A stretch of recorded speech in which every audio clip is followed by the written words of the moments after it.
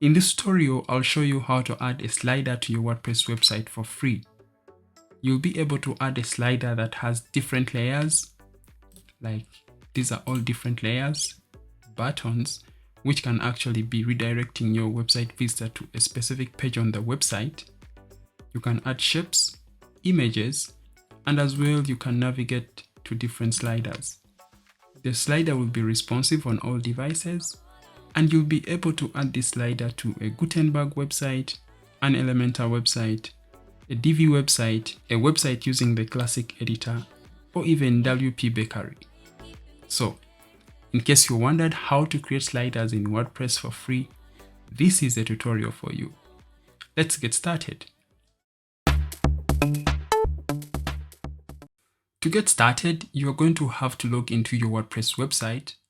I'll go straight to the plugins area. You see, I have only 2 plugins. I'm going to add a new plugin called Smart Slider 3.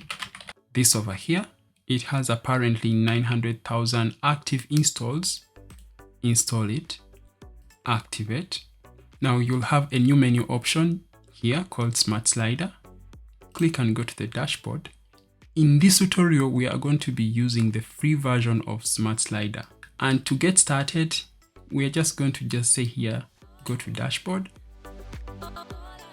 And automatically they give us a default slider, which comes over here, but we will not be using this one. We're going to say create a new project. It's going to be a new blank project.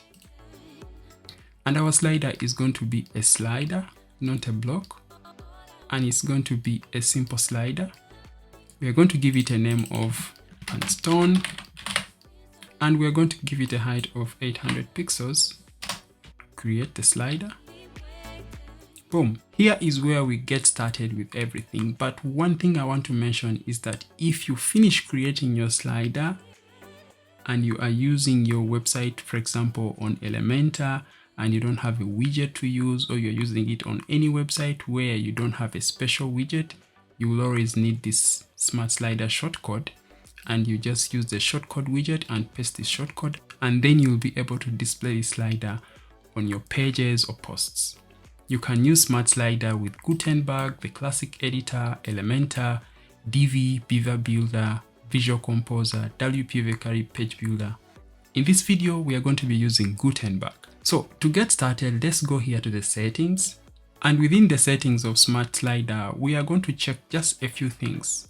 We want to come over here to the fonts, and we're going to select our default font. In this case, it's going to be Montserrat. So I'll replace Roboto. So in case Montserrat is not available on the system, then Arial will be used as an alternative. And here is the default style of the fonts. Now I'll say save changes. And there is something we have to do under layer defaults. We can come over here to the button font. We're going to be using also Montserrat because we have already loaded that. What I want to do right now is to just go and work on the button style. And we're going to change the background color of our button. As you can see here that our buttons are in this orange color. So we are going to maintain that. Come to my Smart Slider, button settings, and then here I'm going to paste the color code. And on hover for this button, I want to make it to be a white color on hover.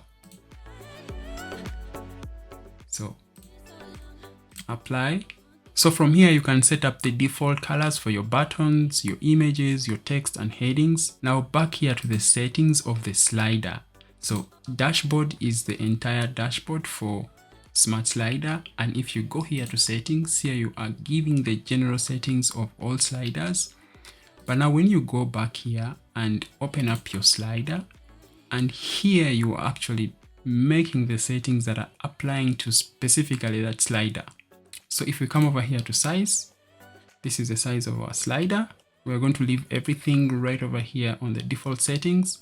For the controls, we want to enable that we have these arrows as our navigation arrows for the slider.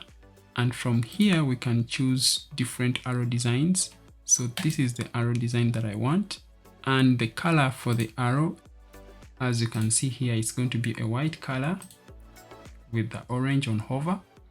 So back here to be white color, and on hover it's going to be our orange. So we paste our orange color. If you want to increase on the size of the icon, so here I'm going to make this to be 50 because that's the size of the icon that I want. You can as well add bullets as navigations for your slider, but I don't want to have those bullets. Bullets appear below the slider, just like right below down here. And that's it for now. I'll save changes. We don't have the option to add animations apart from for background images, which we don't want to add in this case. But if you want to add background image animation, you can go ahead and add a zoom in, a fade out. I don't want to add anything like that. If you want to enable autoplay for your sliders, this is the option. For optimizing and all the other settings, I'll leave them on the default. So I'll save changes. Now let's get to creating our slides. So for slide 1, we are going to click over there and we are going to say a blank slide. And we are going to say edit the slide.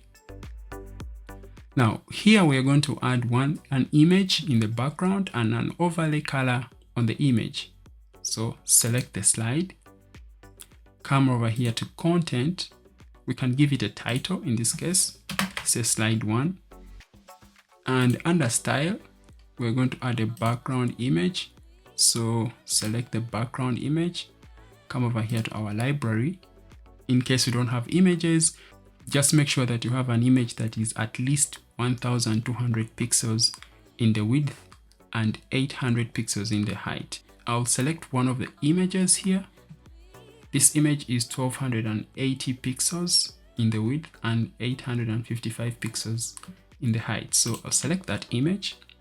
But here inside the slider settings, I have another option below here where I can enable an overlay. So I have the overlay enabled, and now let me configure the color that I want to be the overlay. That is going to be my black color here. And I'm going to change the transparency of this black color by reducing the transparency right over here. So, or the opacity. So I'll make it something like that. Okay, so now we have, the slide title. You can also add a description for the slide, but that's not so important at the moment. The rest we can leave them on default, and then we close that up. Next, what we are going to do is to add 2 columns within our slider.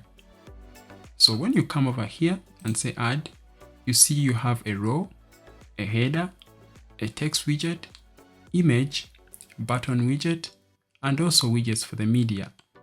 In this case, we are interested in the row widget. Alternatively, you can add it from here. And there we go, we have a row widget.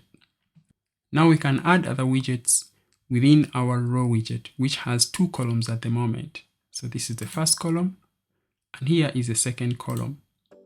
And when you look at this row, I'll come over here and just hover. Alternatively, if you cannot select the row by just selecting it from here, you can always come over here to this small icon, which is called layer list. And there you are able to see the entire slider, or you can select the content, or you can select the row itself. And as you see, the row has 2 columns and each column is having 50% of the width. Inside our row, we have 2 columns, and within these columns, we're going to add content. First, we're going to add a heading widget, we're going to add a text widget, and we're going to add button widgets. So this is a button here. Now, first things first, we are going to align our widgets on the left hand side. So we can start off by either selecting the column, if we can do it on the column level, by selecting the column and say inner align left. You see that now we have everything aligned on the left, and then we are going to now add the content. So you select the heading widget, and automatically it will show you here where you are able to add the content. Paste that content. Now for the text widget, I'll add the content there. And now for the button, you see when we hover over the button, the word more doesn't appear because it has the same color as the background of the button. So we could have changed that in the button preset style, but we can as well do it from here. So for instance, when I select the button and I come to style, and right over here on text, I say on hover, I can change that to a black color.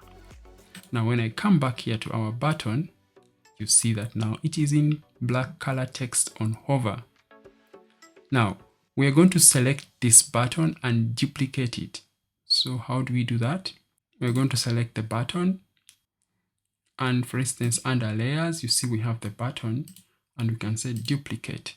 But when you duplicate it, you realize that the button is just going below the other button, and we don't want something like that. So how can we have both buttons on the same line? To do that, we are going to delete this button, and we are going to come over here and get another row which has 2 columns, this over here, and we are going to move this row, just drag it into the first column. Now you see we have 2 columns within the first column. Now we are going to drag this layer that is holding the button into the first column. And now we can duplicate this button and drag this layer that is holding the button into the other column, just like that. Now I'm going to make that the button is taking up the full width. So I'll come over here, select the button and say full width. You see now it's taking up the entire width of the column. The same we will do for this button. We'll say full width. But this button is not going to be having a background color. So we are going to come over here with this button selected, under style. The normal color will stay white, but it's going to be underlined. And in this case, we don't want to have a background color. So we're going to scroll down under the background settings, and then we are going to simply remove the background color. Now on hover, we still don't want a background color. So I'll come here, select on hover, and now we delete that color. Now we are going to change the words that are appearing on the buttons. Select the button, come up here to content, just add let's talk. Select the second button. Under the label, we're going to say get started. As you can see on hover, it is in black color. We can change that as well. Under style, come text on hover. We're going to change that to our orange color. Now on hover, the text is in orange color. We are going to select that column, the first column that is holding the button, the padding values, and we are going to make everything 0.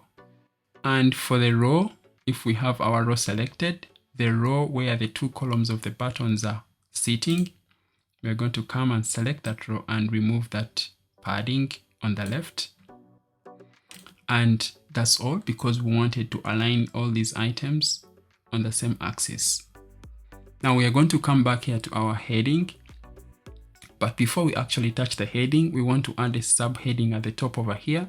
So we are going to add another text widget. But this text widget is going to be inside the first column.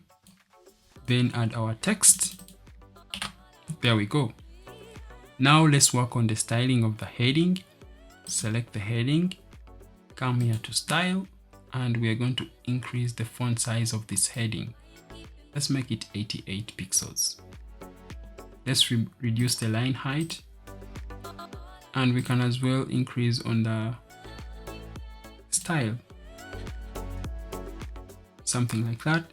Now we are going to increase on the margin bottom of this heading widget. We're going to make it 10 pixels bottom. And also for the other widget, we're going to give it a margin bottom of 10 pixels. And the same we are going to do for the other first text. Widget, margin bottom 10 pixels.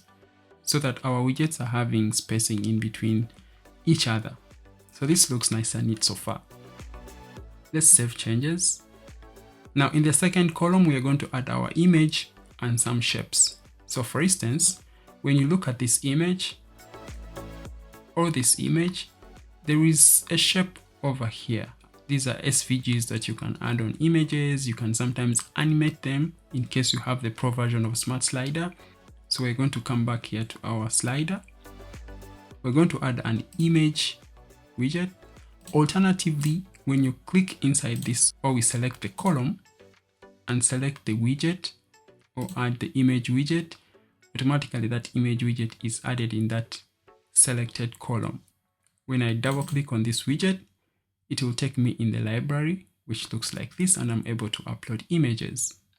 I just want to mention that if you are going to add your images into the slider, just make sure that those images have proportional sizes.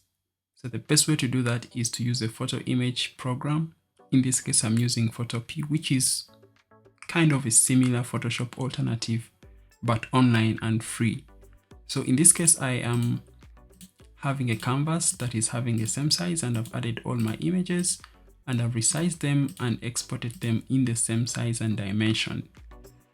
Once that is done, you'll come back here to your slider and come to select the files, upload your images. Now you are able to start adding the images onto your slider. Now the beauty is that you can as well drag and change the maximum size of the image within the slider. But it's not recommended to bring in a very large image which you don't really need to use on the website.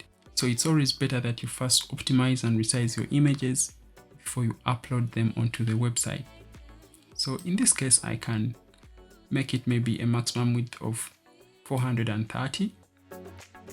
And now what I'm going to do is to add another shape on this image.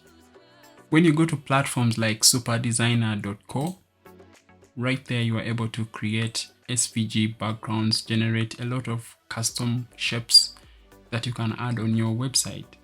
So for instance, here is a pattern generator, and here you can change the dimensions on how you want your patterns to be generated. You can change the density, the zoom, the colors of your patterns.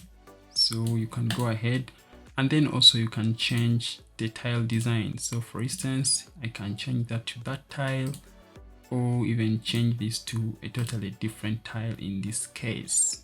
So something like, let me say this one. And here you can go ahead and reduce the columns that you want, or the rows that you want. Once you pick a pattern that you want to use, just click over here, export as a JPG, SVG, or PNG. So I'll pick a pattern and then get back to you on the other side of WordPress. So from the Super Designer platform, I have generated my pattern and I've exported it as an SVG. And now right within WordPress, I'm able to add SVG images, but first I have to enable the SVG upload because SVG uploads don't come by default enabled in WordPress. So first what I'm going to do is to save my slider. I'm going to come back here to the dashboard, come to plugins. I'll add a new plugin called Save SVG, this right over here. Install it, have it activated. Now come back here to our media library. I can just say add a new media, locate our pattern file, which is this over here. So what we're going to do now, come here to our slider menu option, go to dashboard. I'll just click don't show this again. Open our slider settings, open the single slider to edit. And now we are going to add our SVG image here. So I'll select the column and I'll say the image, or add an image widget. Double click right there. And now we are going to use our SVG pattern right there. With this layer selected, we're going to come to style, and you see we have an option called position. Under position, we have default, but let's make it absolute. Now with absolute, you can move this image anywhere on the canvas and position it there. So what we need to do now is we can also rotate this. So I'm going to come here. We have the option called rotate. I'll rotate it 90 degrees to be in this direction. And I can also scale it. So there is our SVG image. I really have to mention that you don't have to go ahead and upload an SVG. You can as well upload a PNG which is transparent and add it right over here using the same process, adding an image widget, and you're good to go without having to add an extra plugin. I prefer to use the SVG option because SVGs are scalable and they don't lose quality, or they don't lose their quality when they are viewed on bigger or smaller devices. So anyway, now we have our SVG image added.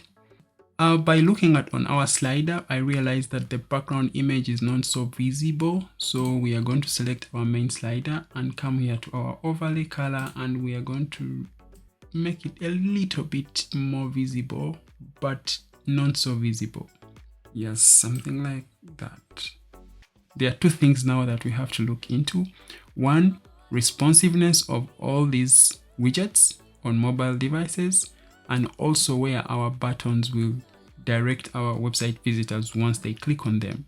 So for instance, on the Let's Talk button, it will direct the website visitor to the contact page. So when I select that, I'm going to come here to link, add a link, and select the contact page. In this case, this is the contact. And by the way, in the advanced or pro version of Smart Slider, you can even add an action which jumps to another section of the page, or like an anchor tag. Now on the Get Started button, I can redirect them to a blog post, or like to a support line, or any other piece of content on your website where you want your visitors to be redirected. In this case, I'll select the About page. Now, how do you make changes to the responsiveness of this text? The mistake most people actually do is to just come over here and then select the mobile device and select the widget, and now they come straight here to the text here, and they start changing the size of the text from here. Now the problem with this is that it will change this size also on other devices. Let me show you. If I change this to 40 pixels and now I go back to the desktop, you see that that has also changed. You don't want to do something like that. So let me just change it back to 88 pixels. Now, when I come down below here, in the responsive section, we have what they call text scale. So on desktop, tablet, and mobile. So when you select the mobile device, here I can say I want to scale this text by 50%. If that's not enough, I want to scale it by 40%. Good, looks much better. I can do the same for the other text. Scale this by 80% and scale this by 80% as well. The other feature that actually Smart Slider gives you is to hide some layers on some devices. For instance, this column right over here, which is the second column, I can choose to hide this entire column on a mobile device. So for instance, I can say hide this on a mobile, and there we have our slider on the mobile without the second column appearing. The other thing that I want us to reduce a bit is the padding for this button, and I'll select the column and I'll come over here to the padding on the mobile device. I'll select it to be 0. You can go ahead and make the same changes and styling for the tablet. So for instance, the text here looks so big. Select our heading, come to the responsive option and change this to a 60. Looks nice and neat. So I can say reposition this right over here. Once you are done with all the changes, just simply save and then you are good to go. So you realize that our image is centered in this column, and that leaves a lot of space here at the edge, which is not right this other side. So to balance that up, we are going to select our column that is holding the image, and we're going to align the contents of that column on the other side. That doesn't align the layer that is holding our shape, which is this here, because this is absolutely positioned. And how do you identify, by the way, images or widgets that are absolutely positioned on the page or in the slider? So when you come over here to the navigation and you look down here, you'll see that specific widget that is absolutely positioned. It has an A. And if you click on the I, you'll hide it. And if you click on the I once again, then you'll show it on the editor. So what I have to do here is to just drag this, as simple as that, to where I want it, and I'm good to go. Next thing I have to do is simply to save, and now come back here to my slider, which I named Cape and Stone, and we have only one slide in the slider. I'll simply duplicate it once and duplicate it again. I'll open the second one that I duplicated, and I'll come here to the image, and I'll change that image to another image which I have.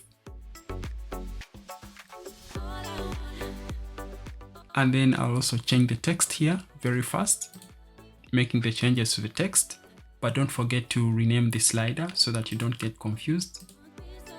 So with your slider selected up here, come here to content and rename this to slide 2. That's it. Save changes. Back to our slider settings. Now you see we have slide 1, slide 2, but we forgot to change the background image. So with our slider selected, which is slide 2, I'll come over here and then change the background image. That's it. Exit the slider, come to the last slider, which is supposed to be slide 3, with the slider selected, content, change the title to slide 3. Now with it selected still, come to style, select the slide background, and we change that to a slide background of our choice. This here, select and insert the background. Now let's change the image, and that's it. So we have changed the content, the image, the background, and the text of this slider, which is the last slider. So I'll save changes. By the mere fact that we have already worked on the responsiveness, now this should be able to work just right away when we add it on our pages. But the last thing we have not checked are these icons here. So because they don't look like the way we had styled them, so let's have a preview. Okay, these are our icons, and I think we have to make some changes on hover. We don't want that background color and shape. What we want is to just change the icon background. Close this, come to the dashboard, select your slider, come to controls, come here to arrow style. Now let's add this slider to our home page.